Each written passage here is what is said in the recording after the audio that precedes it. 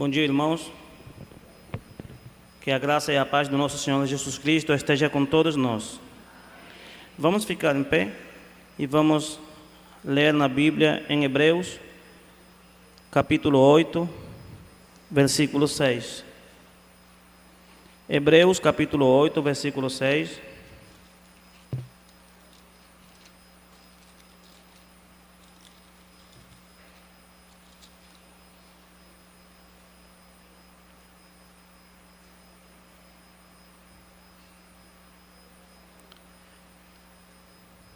Vamos falar no tema Os Melhores de Deus. Capítulo 8, versículo 6 de Hebreus diz assim: Agora, com efeito, obteve Jesus ministério tanto mais excelente, quanto ele é também mediador de superior aliança, instituída com base em melhores promessas. Senhor nosso Deus, muito obrigado por este dia, por estarmos na Tua casa para louvarmos o Teu nome. Permite, Pai amado, que a Tua palavra seja falada conforme está escrita, para a glória e honra do Teu nome. Abre o nosso entendimento e que saiamos daqui diferentes, transformados através da Tua palavra. É isso que eu te peço, em nome de Jesus. Amém. Os irmãos podem se assentar. Então vamos falar nesse tema, os melhores de Deus. Não temos a menor dúvida de que tudo que Deus oferece sempre é melhor. E o texto que nós falamos aqui fala de pelo menos de três coisas melhores, né? Melhor ministério, melhor aliança e melhores promessas. Deus, meus irmãos, Ele fez na Bíblia muitos pactos com diferentes homens em diferentes tempos. Começando por Adão, né? Deus fez um pacto com Adão. Depois fez pacto com Noé, depois fez pacto com Moisés, Davi e assim por diante, até chegar a Jesus. Esses pactos todos nasceram no coração de Deus e os homens, né, em questão nunca cumpriram a sua parte, mas Deus, Ele sempre cumpre as suas promessas, Ele sempre cumpre a sua parte. Deus, em todos os pactos que Ele fez, Ele cumpriu a parte dEle. Nosso Deus, Ele é maravilhoso, é infinito. E desses 8, existem pelo menos 8 pactos, né, na história bíblica. Hoje falaremos pelo menos de 2 pactos. Do antigo pacto, baseado em Moisés, e do novo pacto, tendo como representante Cristo, né, o último Adão. Então Deus faz essas alianças para quê? Para poder se relacionar com o homem, né? Deus sempre brindando uma oportunidade ao homem dele ter um relacionamento com Deus. Lá no Éden, Ele deu um só mandamento. O homem transgrediu esse mandamento só. Adão falhou. Deus então propôs uma forma de restaurar esse relacionamento com Deus. Então foi aí que Deus fez mais um pacto, depois com Noé. E posteriormente Ele fez um pacto com Moisés, lá no Monte Sinaí. Este dia, meus irmãos, foi histórico, porque o povo se santificou, o povo ficou na parte de baixo e Moisés subiu lá na montanha para ele receber da parte de Deus o pacto, né? Receber da parte de Deus os 10 mandamentos. Houve trovões, relâmpagos, fogo nesse dia. Ninguém podia se aproximar ao monte, tanto que quando Moisés desceu do monte, a glória de Deus estava em Moisés, e ele nem podia falar com o povo cara a cara por conta da glória que cobria o rosto de Moisés, por ele estar, né, na presença de Deus lá em cima no monte, recebendo as tábuas da lei. Essa lei, ela tinha um propósito, sempre foi apontando para Cristo, sempre foi até chegar a Cristo. Há uma palavra para isso, uma palavra chamada aio, é uma palavra legal. Essa palavra que nós conhecemos, um aio, um tutor, que foi dada, isso é a lei, até Cristo chegar, né? E é isso que nós chamamos de antiga aliança. Essa antiga aliança era exercida pelo ministério sacerdotal levítico, né? Havia, a tribo de Levi foi escolhida para este fim. E os sacerdotes eram tomados da lei, uma tribo separada para esse fim. Eles exerciam o ministério levítico e tudo que tinha a ver com a lei. Era a aliança da lei mosaica. Como funcionava? Todos os anos, né, no dia da expiação, era necessário oferecer sacrifícios continuamente pelos pecados. Todos os anos havia um dia da expiação. Então imagine agora, a tribo de Levi, ela se revezava para poder cumprir o ofício sacerdotal. Então havia que trocar o pão da proposição, havia que levantar um bode, levantar um touro, dependendo do sacrifício que for. Era um trabalho tremendo que era exercido pela tribo de Levi, né? O ministério levítico. Mas isso, meus irmãos, era interminável. Sempre, todos os anos havia que ter a expiação. Isso não acabava. Por quê? Porque esses sacrifícios eram por enquanto. Isso não resolvia mesmo o problema do pecado. Apenas mostrava a condição da pessoa e de uma forma substituta ali, prefigurando o sacrifício futuro de Cristo. O sacerdote colocava, né, preparava o animal ali, e a pessoa colocava as mãos no animal, e o fogo, né, que representava a ira de Deus, vinha e o animal era queimado totalmente. Então isso representava a ira de Deus castigando o pecado, não na pessoa, mas no animal, né, que era colocado ali na mesa. Por isso, como era frequente, era repetitivo, todos os anos, e a não ser por Cristo chegar, iria ser para sempre, não haveria outra forma. E isso Paulo em Coríntios, em 2 Coríntios 3, versículo 7, Paulo falando dessa antiga aliança, ele chama de um ministério de morte. Por que era um ministério de morte? Precisamente por isso, porque era repetitivo, um sacrifício, e mais outro, e nunca resolvia o problema do pecado. Mostrava apenas a minha miserabilidade, mas não me conduzia à salvação, não me aperfeiçoava, porque a lei, ela não aperfeiçoou ninguém, né? Mesmo com essa fraqueza do ministério levítico, ela conseguia aproximar os homens a Deus, né? Deus, as pessoas que praticavam a lei, faziam isso e viviam. Isso é a lei era condicional. Faz isto e viverás. Então, a pessoa cumpria e nesse caso, se relacionava com Deus, mas tudo isso apontava a Cristo. Tudo isso era uma figura. Cada elemento do tabernáculo, cada elemento do templo, o ouro nas paredes, na mesa da preposição, os pães, tudo, até as cortinas do santuário, tudo isso apontava para Cristo, até um dia que Cristo chegar. Então Deus deixou toda essa estrutura, né, como uma manifestação de amor para o povo. Mas eles não entenderam a natureza da lei do Senhor, não entenderam. Então esse ministério teve a necessidade de ser substituído. Então, como Hebreus disse, se aquele pacto fosse perfeito, não haveria necessidade nenhuma de substituí-lo. Mas era um sistema que não aperfeiçoava. Então Deus vem, e mesmo no Antigo Testamento, que não é a mesma coisa falar do Antigo Testamento que o Antigo Pacto, tá, irmão? O Antigo Testamento é a ordem dos livros que a gente tem. O Novo Testamento, Mateus, Marcos, Lucas, João, daí para frente, e os 39 livros do Antigo Testamento. Isso é Antigo e Novo Testamento. Mas mesmo no Antigo Pacto, Deus fez um novo pacto. Deus prometeu um novo pacto, que se encontra em Jeremias. Em Jeremias, capítulo 31, do versículo 31 ao 34. Eu queria que os irmãos pudessem ir colocando, assim que eu vou dizendo os textos. Deus promete uma nova aliança. Mesmo no Antigo Testamento, lá em Jeremias, Deus percebeu que o povo não entendeu o propósito da lei. A lei era uma manifestação de amor, mas o povo tomou isso como um simples ritualismo, não deu a importância daquilo e transformou isso num fardo pesado. Então Deus disse, não, eu vou agora fazer uma nova aliança. Então Jeremias, ele já promete isto, e ele disse assim: eis que vem dias, diz o Senhor, em que firmarei uma nova aliança com a casa de Israel e com a casa de Judá, não conforme a aliança que eu fiz com seus pais, no dia em que os tomei pela mão, para os tirar da terra de Egito, porquanto eles anularam a minha aliança. O que eu dizia no princípio, o homem falhou nas alianças que Deus fez. Deus sempre cumpriu a sua parte. Não obstante,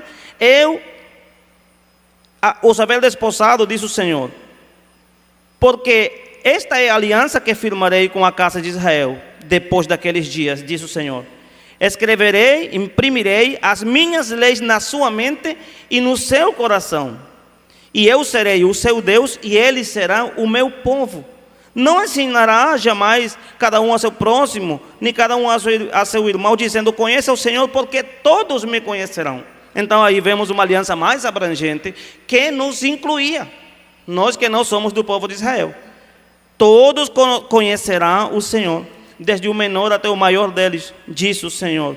Pois perdoarei as suas iniquidades, e dos seus pecados jamais me lembrarei. E como isto podia ser possível? Só com um sacrifício que acabara de vez com todos os pecados passados, presentes e futuros da humanidade. E isso somente podia ser através de Jesus Cristo, porque senão iria entrar numa repetição eterna dos sacrifícios, porque ninguém acabaria com o pecado. Então isso apontava a Cristo. Quando Cristo chegar, ele iria acabar de vez com tudo isso. Por que isto é importante? Nós vamos ver no texto inicial de Hebreus, do Hebreus capítulo 8, versículo 6, os três melhores de Deus, né? Ele falou de um melhor ministério. Tem versões que falam de mais excelente ministério. Ambas expressões só expressam superioridade do que Deus oferece, porque o que Deus oferece sempre é melhor. O mundo, ele paga com morte e com pecado. Isso é um prazer temporário. Deus oferece o eterno, porque Deus sempre tem coisas melhores para nos oferecer, e disso nós não temos a menor dúvida. Ele é melhor em tudo. Então o texto fala de melhor ministério, melhor aliança e melhores promessas, e é nisso que nós vamos falar hoje. Então, primeiro, ele nos ofereceu o melhor ministério. Para que isso seja possível, posto que todos os sacerdotes vinham da tribo de Levi. A gente já falou. Só que Jesus não viria da tribo de Levi. Jesus agora vem da tribo de Judá. Então, como é que Jesus podia ser parte do ministério sacerdotal se todos os sacerdotes eram tomados da tribo de Levi? Então, para isso, no mundo espiritual, na linguagem legal bíblica, Deus precisou fazer uma mudança de aliança, porque mudando a aliança, muda o ministério. Então ele muda a aliança, muda o ministério, e agora introduz um sacerdote que não era conforme a ordem sacerdotal levítica, mas agora conforme a ordem de Melquisedeque. E o que tem a ver isso? O que é a ordem de Melquisedeque? Isso você pode encontrá-lo em Hebreus capítulo 7, onde ele expressa o sacerdócio conforme a ordem de Melquisedeque. Quem era Melquisedeque? Era sacerdote e rei. Nós sabemos que essas duas funções não podiam confluir numa pessoa só. Ou a pessoa era sacerdote ou era rei. Não podia ser as duas coisas. Mas Melquisedeque, um homem que ninguém conhecia, nem a mãe nem o pai, que ninguém sabia quando morreu nem quando nasceu. Esse homem recebeu Abraão e abençoou Abraão quando ele vinha de derrotar os reis, e abençoou a Abraão. Então, Melquisedeque, o Hebreus traz à tona isso, porque Melquisedeque representa um sacerdócio permanente, contínuo, um sacerdócio que não é da ordem levítica, mas da ordem de Melquisedeque, ou seja, um sacerdote e rei. Estamos falando de Jesus, um sacerdócio superior, porque agora nós temos um rei que entende nossas necessidades, porque ele é um sacerdote que ele viveu o que nós vivemos. Então quando você clama a Deus dizendo: meu Deus, eu não posso vencer este pecado, eu não posso vencer esta debilidade, entenda, ele é rei, mas ele também é sacerdote. Então ele entende perfeitamente o que se passa na tua mente. Ele entende perfeitamente as confusões que passam no teu coração, porque ele não é apenas um rei para mandar e governar com vara de ferro, ele também é um sacerdote. Então ele é intermediário, ele é um mediador, mas é um mediador diferente dos outros, que entende o que se passa na tua vida. Então esse não é o melhor ministério. O ministério levítico não podia fazer isso jamais na vida, Mas o ministério de Jesus trouxe isso, a nova aliança trouxe isso, o melhor ministério. Por isso, ele é a expressão usada em Jesus: tu és sacerdote para sempre, segundo a ordem de Melquisedeque, não segundo a ordem levítica. Então houve mudanças de funções, mudança de lei e mudança de sacerdócio. Isso nos traz o quê? Esse melhor ministério nos traz o quê? Uma livre entrada ou direito de entrada ao trono da graça. Ninguém antes podia mais entrar a Deus, porque tinha que passar pelo sacerdote, tinha que trazer um animal, tinha que trazer um pão, tinha que trazer um monte de coisa. Agora não, agora nós temos livre acesso, livre direito de entrada ao trono da graça. Então, sem sacerdote, sem humanos mediadores, ele deixou obsoleto o ministério levítico, porque ao vir Cristo, acaba com o sacrifício contínuo. Porque todo sacrifício, todo ano, um ano de expiação, oferecendo sacrifício, e sacrifício, traz outro, e um pecado e um sacrifício, um pecado e um sacrifício. Isso nem acaba nunca. Mas Cristo, quando ele veio, ele morreu de uma vez por todas, deixando o ministério levítico obsoleto, sem necessidade mais deste ministério, porque eles serviam ao altar, levantavam todos, limpavam o sangue, aspergiam o sangue de expiação. Eram muitas tarefas. Mas se Cristo acabou com isso, com os pecados, e eu posso entrar diretamente ao trono da graça, o ministério levítico já não é mais, ficou obsoleto. Agora ele trouxe o melhor ministério, e está em cada um de nós. Agora temos um sacerdote que se compadeça das nossas necessidades, porque ele nos entende. E Hebreus diz que porquanto ele nos entende, ele pode socorrer aos que clamam a ele pedindo misericórdia. Não importa a situação que tu estejas, pede misericórdia que ele chega. Ele chega. E para isso você não precisa vir com o sumo sacerdote, que tinha as 12 pedras aqui no peitoral, né? O Urim e Tumim aqui para consultar a vontade de Deus. Todos esses foram elementos necessários por um tempo, para essa dispensação. Agora nós vivemos na graça dele, o tempo do livre acesso, e ele intercede por nós. Hebreus 7:25. Este, falando de Cristo, no entanto, porque continua para sempre. Os outros sacerdotes morriam. Todo ano, um sacerdote ia cumprir um ano no templo. Esse não, esse agora é para sempre, um sacerdócio imutável. Por isso também, ele pode salvar totalmente. Olha, irmão, isso. Ele pode salvar totalmente. Ele não salva somente o corpo, salva a tua alma, a tua vida, teus pensamentos. Salva todo. A todos os que se chegam a Deus, vivendo sempre para interceder por ele. Está falando de Jesus. Com efeito, nos convinha um sumo sacerdote como este. Claro que nos convinha. Era ou não era melhor, irmãos? E os outros sacerdotes não nos iam entender nunca. Então nos convinha um sumo sacerdote como este. Com efeito, nos convinha, olha só, sem mácula, separado dos pecadores e feito mais alto do que os céus. Olha Jesus, que precioso. Que não tem necessidade, como os outros sumos sacerdotes, de oferecer todos os dias sacrifício, primeiro pelos seus pecados, porque o sacerdote, antes dele subir para o lugar santíssimo, ele tinha que se santificar primeiro. Mas Jesus não pecou, ele não cometeu pecado, então ele é um sacerdote para sempre, segundo a ordem de Melquisedeque. Ele não precisava oferecer sacrifício pela sua vida, porque ele já estava separado para ele nascer e morrer pelos pecados seus e os meus. Porque a lei mosaica, constitui sumos sacerdotes, homens sujeitos à fraqueza. Mas a palavra do juramento, que foi posterior à lei, constitui o Filho perfeito para sempre. Oi, qual é o valor prático disso, meu irmão? Você tem um sumo sacerdote que intercede por você, que se compadece das suas necessidades, que entende quem é você,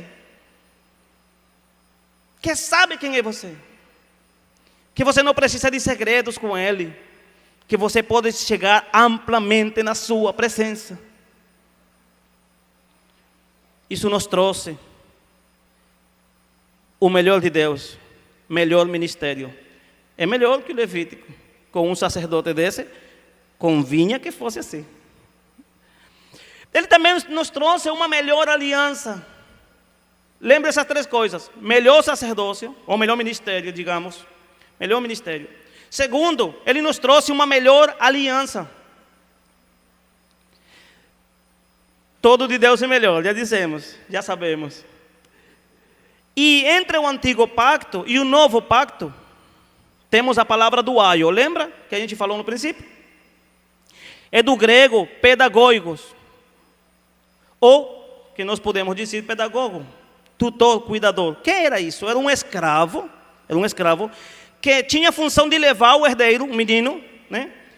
Levava à escola, trazia de volta, supervisionava a conduta. Mas quando o menino crescia, ele já não mais precisava do tutor. Paulo fala isso em Gálatas 4, sobre aquele que não entende a sua posição de privilégio, que ainda tem que estar sobre um tutor, sob os cuidados de um tutor. Mas nós estamos na graça. Já nós não temos esse pedagogo, essa lei, esse aio, já não temos isso, porque nós estamos na graça. Agora somos conduzidos pelo poder do Espírito Santo. Isso era na lei mosaica. Essa analogia nos ajuda a entendermos como o antigo pacto se conectou com o novo. Esse aio era a lei mosaica. Ela era um aio para nos levar até Cristo. Mais uma vez vindo Cristo, sacerdote dos bens vindouros, não há mais necessidade de sacrifícios, não há mais necessidade disso. Porque agora nós estamos numa aliança melhor, estabelecida sobre melhores promessas, uma aliança superior. Paulo diz, capítulo 4, versículo 1 ao 5 de Gálatas: mas digo que o herdeiro, enquanto menino, em nada difere do escravo. Se nós, já vivendo na graça, nos comportamos como crianças espirituais, vamos ter necessidade de um aio, como muitas pessoas hoje pretendem viver ainda na lei. Mas quando já crescemos, entendemos que Cristo é o sacerdote dos bens vindouros e que chegado Cristo, já não há mais necessidade de touros e de sangue, de bodes. Então, com isso, quer dizer que eu já cresci na fé. Paulo diz, enquanto o herdeiro, o quanto é menino, em nada difere do escravo, embora seja senhor de todo, mas está debaixo de tutores e curadores até o tempo designado pelo Pai. Gálatas 4:4 diz, mas quando veio o cumprimento do tempo, Deus enviou a seu filho, nascido de mulher e nascido debaixo da lei. E quando Jesus morre na cruz, então ele cumpre todos os pactos da promessa. Tudo o que foi prometido, tudo o que apontava a ele, todas as prefiguras do Antigo Testamento, todas as sombras, figuras e tipos, Jesus as cumpre todas e cada uma das exigências da lei. E por isso ele é o sumo sacerdote para sempre, segundo a ordem de Melquisedeque. Por que seria uma melhor aliança? Falamos de melhor ministério, melhor que o Levítico. Agora estamos falando de uma melhor aliança, porque era necessário, porque a primeira aliança era imperfeita, não aperfeiçoava ninguém. E se tivesse sido sem defeito, não haveria necessidade de trazer mais uma nova, não é verdade? Então aquela aliança não aperfeiçoava. Mas por que uma nova? Por que uma melhor aliança? Primeiro, porque com essa nova aliança, o perdão estaria disponível sempre, através do sacrifício de Jesus Cristo. Hebreus 8:12, falando desse novo pacto, disse, porque serei misericordioso para com as suas iniquidades, e de seus pecados e prevaricações não me lembrarei mais. Enquanto todo ano lembrava lá do pecado, um bode, ele disse, não, eu já não me lembrarei mais dos teus pecados passados, presentes e futuros. Ele já pagou por isso. Ele já tem provisão de perdão para ti e para mim. Segundo, não haveria mais necessidade de sacrifícios anuais no dia da expiação, como a lei de Moisés exigia, Levítico 16. Jesus seria o sacrifício perfeito, que precisou se oferecer apenas uma vez. Então, por que haveríamos de querer voltar ao velho e imperfeito pacto quando Deus providenciou um pacto melhor. É como nós hoje, vivendo no novo pacto, na graça dele, na casa de Deus,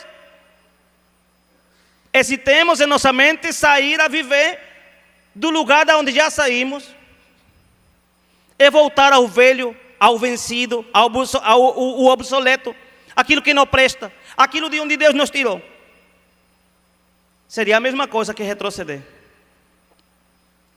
Nós estamos numa melhor aliança. Quando as pessoas não entendem que vivem numa nova aliança, então pensam que precisam de um dia para ser santo. Como é o caso dos adventistas do sétimo dia. Eles precisam de um sábado para ser santo. Não temos problema com o sábado é o dia de guarda, mas nós devemos ser santos todos os dias. De segunda a domingo. Mas o problema deles é que o sábado está por cima de Cristo. E o próprio Cristo disse: eis aqui um que é superior ao sábado. Cristo falou isso. Inclusive, para muitos deles, o sábado é uma condição para ser salvo. Quando isto é colocado desta forma, isto substitui Cristo. Substitui Cristo. Estamos numa nova aliança. Esquecem de Hebreus 8:7, que disse: pois aquele primeiro pacto, ou seja, a lei, fora sem defeito, nunca se teria buscado lugar para o segundo. A nova aliança veio porque aquele primeiro pacto era defeituoso. Então, quando eles colocam o sábado por cima da palavra, ou como um condicionante para ser salvo, eles estão invalidando o sacrifício de Cristo. Estão dizendo: o sacrifício de Cristo não é importante, é apenas eu guardar o sábado. Tirando a eficácia do sacrifício de Jesus. Há pessoas, meus irmãos, que mesmo estando no novo pacto, vivem fazendo sacrifícios. Talvez já não de animais, mas vivem fazendo rituais. Vivem fazendo orações, vivem fazendo, colocar a Bíblia no Salmo 91, essas coisas todas. Isso é agoreria, isso é coisa de pessoas que não entendem a sua nova posição em Cristo. Vive com medo das coisas, dos demônios, do mal. Nós estamos numa posição de glória, de privilégio, de filhos de Deus. Não pela nossa capacidade, tudo foi por Ele. Mas Ele fez. Então eu só apenas posso desfrutar do que Ele fez. E essa é a obra dEle. Então vamos desfrutar do novo pacto. Tem pessoas que falam sobre o mundo, mas às vezes são condenados pelos seus próprios pensamentos. Já não há mais condenação para os que estão em Cristo Jesus. Então vivem fazendo rituais, cerimônias, para obter o favor de Deus. É por isso que é importante, meus amados, conhecer.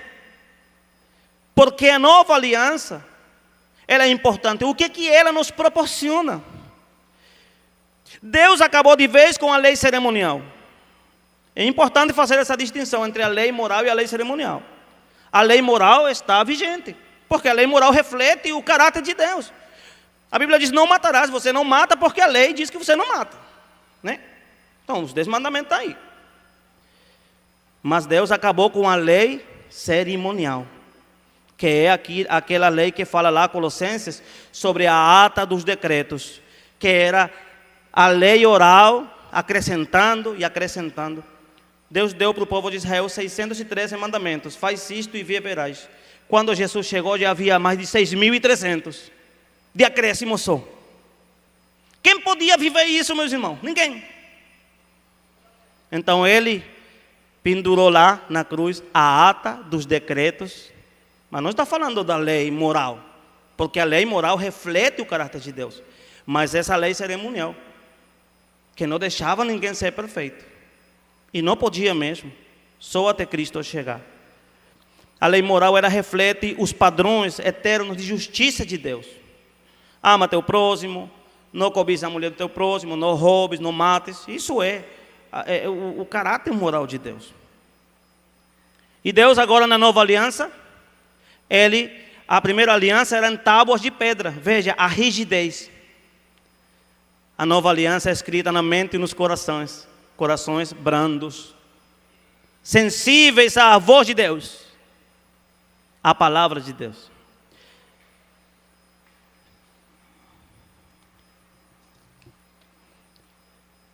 E por isso, essa melhor aliança permite que Jesus possa nos salvar eternamente. O que significa isso?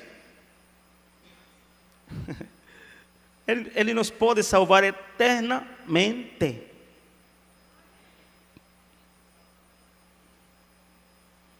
Todos os que o invocam, irmãos, Ele nos pode salvar. Veja, não é uma salvação temporária como era a antiga aliança. Você oferece esse sacrifício, mas o ano que vem eu te vejo por aqui. Eu acho que o sacerdote dizia assim: o ano que vem eu te vejo de novo por aqui. Essa não. Ele nos salva eternamente. E isto diz a respeito também da salvação. Ele nos proporcionou uma salvação eterna, permanente. Não uma coisa que deva nos abalar por qualquer coisa. Como humanos, nos abalamos por muitas coisas. Mas nós temos que ter certeza da nossa salvação em Cristo, desde que seja em Cristo. Por isso, quando alguém me disse: eu vou esperar o sábado para me santificar, eu digo: e cadê Cristo? Cadê o sacrifício de Cristo? Cadê o que Ele fez? Meus irmãos, quem não entende o novo pacto, quem não entende a nova aliança, vive amarrado no passado. Quem entende isto, quem entende não vive amarrado no passado. Não vive amarrado no passado. Quem entende isto, meus irmãos, quem entende a nova aliança, entende que é uma nova criação. Ele vive com as promessas que Deus fez para o futuro. Quem entende a nova aliança sabe que Deus pagou a dívida por ele. Sabe que não há mais condenação para os que estão em Cristo Jesus. Sabe que os pensamentos e as sombras do passado não o atormentam, porque ele é uma nova criação. Porque ele tem um sumo sacerdote que o perdoou, que o santificou. Estamos justificados nele. E o projeto da redenção incluía isso, uma figura legal, a justificação. Ou seja, tu não tem como pagar esses pecados, tem que vir alguém que pague por ti, um mediador. Então ele veio. E Jeremias 23, versículos 5 e 6. Olha isso aqui, irmão. Eis que vem dias, diz o Senhor, em que levantarei a Davi um renovo justo. Tem outras versões que falam de rebento. Isaías fala também de rebento. Justo. E sendo rei, reinará e agirá sabiamente. E praticará o juízo e a justiça na terra. Nos seus dias Judá será salvo, Israel habitará seguro. E este será o seu nome com o qual Deus o chamará: o Senhor, justiça nossa. Está falando de quem? Senão do Messias. Justiça nossa. Nossa justificação é Ele. Nós somos perdoados, não porque nós sejamos mais inteligentes, mas porque Ele nos justificou. Porque quando eu não podia pagar a dívida, Ele chegou e disse: eu sou a tua justiça, eu vou pagar por ti. E tomou sobre si os meus pecados, os passados, os presentes e os futuros também, que eu possa cometer pela minha humana debilidade, e Ele já os perdoou. Isso me dá certeza, isso me dá tranquilidade. Eu descanso nele, em saber que os meus pecados já estão cobertos pelo sangue de Jesus, porque Ele foi minha justiça. Jesus será chamado de justiça nossa. É a figura da justificação. E como terceiro, Ele nos proporcionou em primeiro lugar o quê? Melhor ministério. Segundo, melhor aliança. E terceiro, melhores promessas. 2 Pedro, versículo 1 e 4, falando do que Deus fez já na eternidade por nós. Ele fala de Jesus e diz: pelas quais Ele nos tem dado grandíssimas e preciosas promessas, para que por elas fiqueis participantes da natureza divina, porque nós estamos em Cristo, na sua mão, e da sua mão ninguém se perderá da sua mão. Mesmo você com suas debilidades, mesmo eu com minhas fraquezas, mesmo eu com tudo que eu possa cometer, com tudo que eu possa ser, nunca me perderei da mão dele, se é Ele que me sustenta. Porque eu sou participante da sua natureza divina, porque Ele honra o que Ele promete. E as suas promessas são preciosas e grandíssimas promessas. Tenho mais uma palavra de segurança. Segundo aos Coríntios, capítulo 1, versículo 20. Por favor, irmão, coloca aí para mim. Porque todas quantas promessas há de Deus, não está falando algumas, mas todas as promessas que vêm de Deus, são nele, sim, e por ele, amém. Será que ele não vai cumprir o que prometeu? Todas as promessas nele são sim e amém. O novo pacto veio carregado de muitíssimas promessas, de melhores promessas, né? Corrigindo. Deus fez promessa para essa vida presente e para a vida vindoura. Deus faz grande ênfase na vida futura. Por quê? Porque Deus quer nos libertar do nosso passado, que não foi bom. Por que voltarmos ao passado? Nosso passado não foi bom. Nosso passado está carregado de história de pecaminosidade, de morte. Por isso Ele quer nos tirar, nos arrebatar do passado e nos levar para uma visão futurista do que Ele tem preparado para nós. Promessas de uma vida eterna sem sofrimento. Ele fez melhores promessas de um céu novo e uma terra nova, aonde mora a justiça. Ele fez promessa de restaurar todas as coisas que o primeiro Adão perdeu. E embora muitas das promessas de Deus sejam espirituais, porque Ele também tem promessas materiais, mas embora muitas das suas promessas sejam espirituais,